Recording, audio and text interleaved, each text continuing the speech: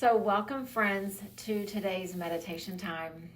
I invite you just to get comfortable. Whatever the spot is that you have chosen, just know that it is the right spot. Just allow that physical place just to hold you right where you are. Maybe you close your eyes. Maybe you find a point on the wall to stare at. Maybe you start to turn your attention to your breath.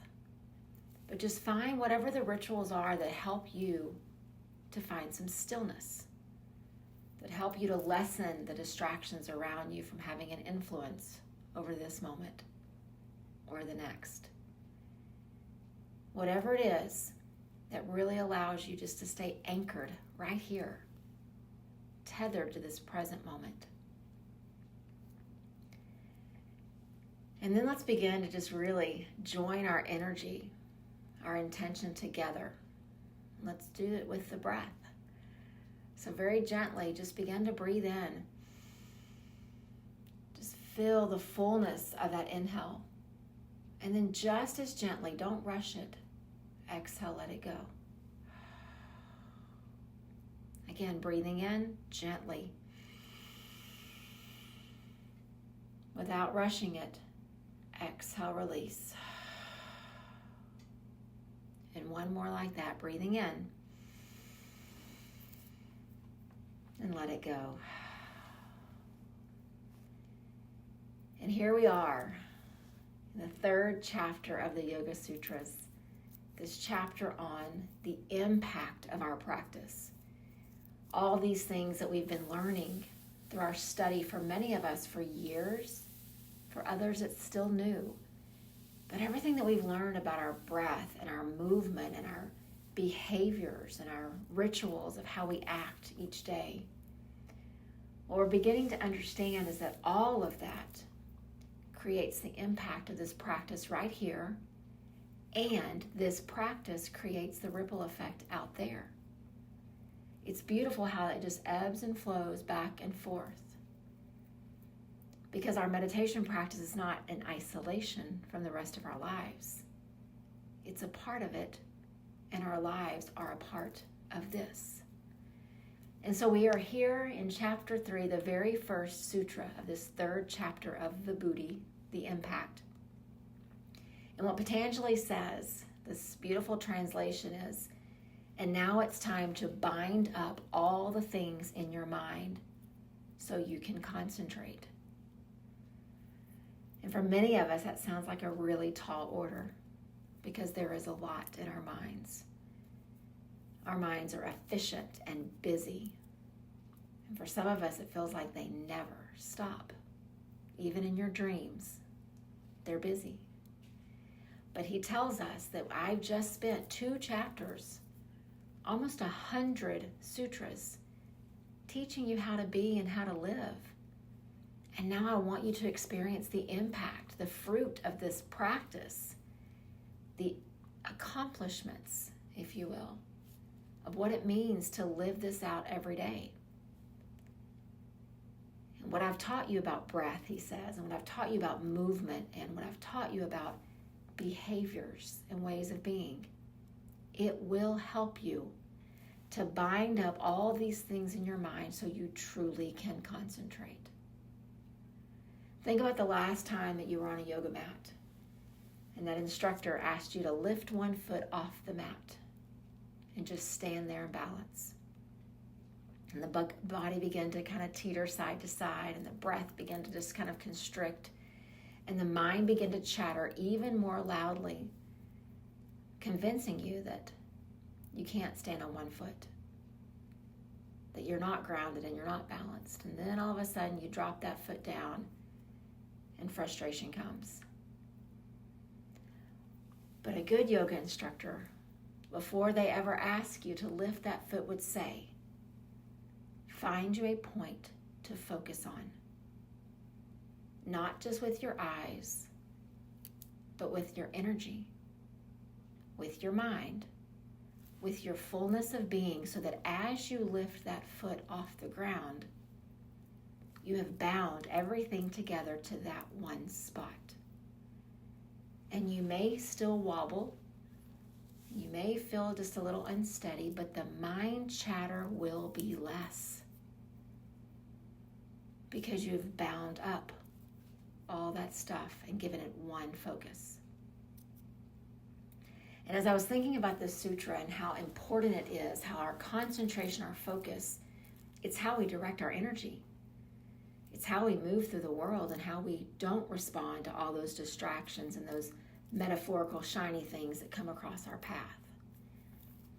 And I started to think about basketball. I've been a basketball fan most of my life. I've sat in many different spots in the different arenas watching basketball games. I've watched them on television. And I've always learned that no matter where you are in those basketball games, you get a different perspective on what might be going through those players' minds as they go up and down the court, attempting to do what it is that they're being asked to do. But there's no place to really study the human mind that's quite as good as being at the baseline. When you can sit right behind that basket, you really learn a lot about the control of someone's mind, of being able to bind up all the noise and all the chatter to a singular focus. And if you've ever been to a basketball game and you've ever sat at the baseline, you know that if it's a team that you're not cheering for, you make all kinds of noise when that man comes to that line or that woman comes to that line and they're trying to shoot a free throw. You want to distract them. You wave your arms. Sometimes they pass out things that you can hold in your hands, trying to not let them score a basket. And then, even amidst the noise and the chatter and the flashy lights and the big flying things through the air, that human being somehow gets that ball in the basket. That is what Patanjali is talking about. The noise can be felt on your skin in those basketball arenas. Sometimes it's really overwhelming and overstimulating. But how is it that this one human being can take that basketball in the midst of that noise and put it in the basket? In Sanskrit, we call that dharana. Complete concentration on one singular object. And for that basketball player, that object is probably the basket. But maybe it's something a bit more abstract. Maybe it's the focus on the arc of the ball and not even looking at the basket. Maybe it's feeling the sensations of that ball in his hands that he's felt so many times before and knowing just how to hold it, just how to release it, so that no matter what the noise is around that player, they accomplish the task. And if a basketball player can do that in an arena filled with noisy fans and all the distractions that you can imagine, don't you think that we, in our meditation practice, could do the same? I know that our minds are noisy. I know they are distracting. But can't we bind it all up and focus on that one thing? That one accomplishment of stillness, or that one accomplishment of peace? That's why Patanjali says, I've been teaching you all these things for pages and pages and lines. Now it's time to really do it. So that basketball player has been practicing those free throws. The line never moves. It's the same distance no matter which arena, in which city, in which state. It's the same. And so this practice again and again has almost made it so that no matter what the distractions are around, this player can do what he needs to do. And I would tell you, so can we. We sit in meditation. Some of us the same physical spot every time, others just the same time of day, the same essence. But we start to build up that same familiarity just like that basketball player does. And if we can bind our thoughts here, on this chair, in this cushion, on that couch, wherever you are, when we go out into our metaphorical basketball arena out in the world, we can also do it there. We've been practicing it every moment, every morning, every night, each time you show up and you meditate. You're training your mind to bind it all together and to have one singular focus of peace or stillness or unity or enlightenment. And so let's just pause here and just kind of let that just sink in and think. If this human being made of the same things we are made of, in the midst of all that noise of 20,000 humans yelling, can put a round ball in a basket, can't we live out this practice in our everyday lives as well? And I would tell you yes. And so let's just sit for just a moment here and just see if it feels believable to you, if it feels attainable. Can you picture yourself living this moment right here of stillness out there? Just take a few breaths here. See what comes up in your mind, your thoughts.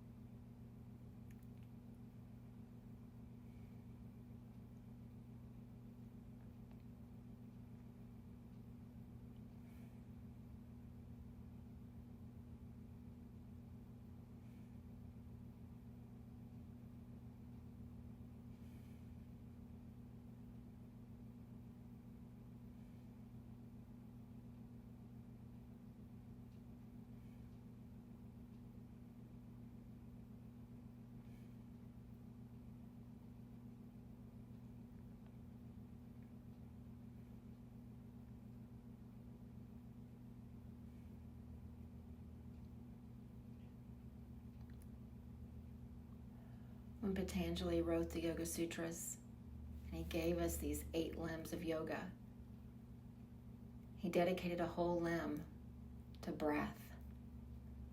All the things we need to know about how to breathe, in what situation, and with what impact.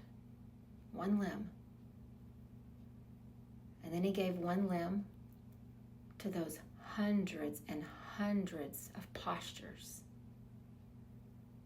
with the instructions to move our body in a way that prepares it for meditation, that prepares it to be grounded and flexible and steady. One limb, hundreds of postures. And then he also took one limb, an entire limb, and he dedicated it to concentration, which says to me, it's pretty important. It is not only the entry point to meditation, but I think that it's the entry point to living a life that transcends the noise and the chatter of this world, where you could stand in the middle of Times Square and take a deep breath and feel at peace, where you could stand in the midst of a conflict in your house or in your family, and you could take a deep breath and still feel peace. Where you could stand on a free throw line with a round orange ball in your hand in the midst of 20,000 screaming, crazy fans, and you could still feel peace.